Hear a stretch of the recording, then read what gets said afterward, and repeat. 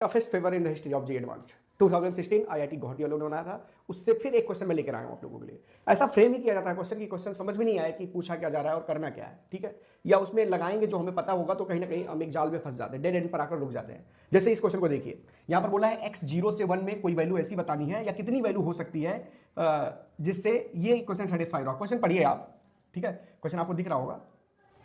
तो कितने ऐसे x होंगे, कितने डिस्टिंक्ट x होंगे जो इसको सेटिस्फाई कर रहे होंगे। तो अब डेड एंड कैसे आएगा ध्यान से देखिएगा।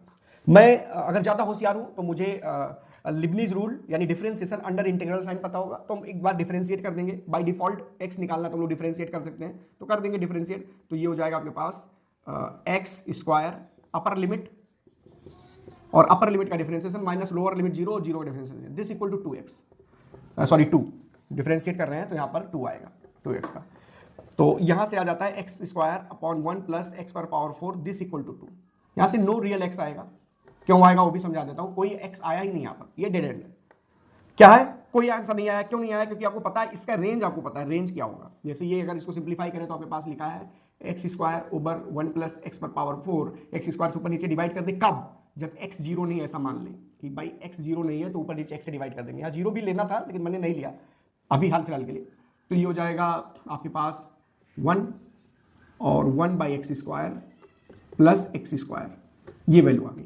अब इसकी वैल्यू निकालेंगे, देखो नीचे इसका बात करें इसने का, तो ये होता है हमेशा 2 या 2 से बड़ा।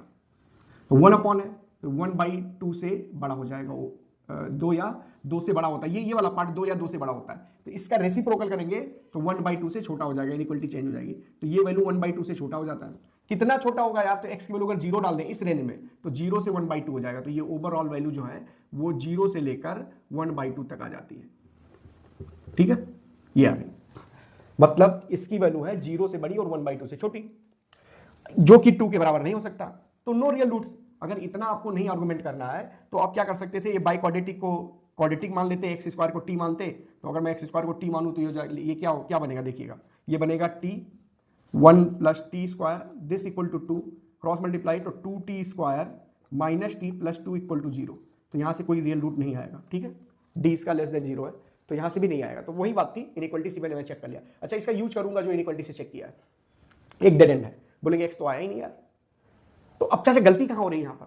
यहां पर ये गलती हो रही है कि ये तो एरिया होता है, डेफिनेट इंटीग्रेशन क्या होता है, एरिया बताता है। तो एरिया अगर 0 से x मान लो पॉजिटिव है तो 0 से x में अगर मान लो एरिया ही बता रहा होगा, इसको इंटीग्रेट डिफरेंशिएट करेंगे तो rate of change of area हो जाएगा dx। डिफरेंशिएट अगर करेंगे x के रेस्पेक्ट में तो change of area with respect to x हो जाएगा, ये स्लोप हो जाएगा यहां पर। तो ये दोनों अलग क्वेश्चन हो जाएगा, वो अलग ही हो जाएगा।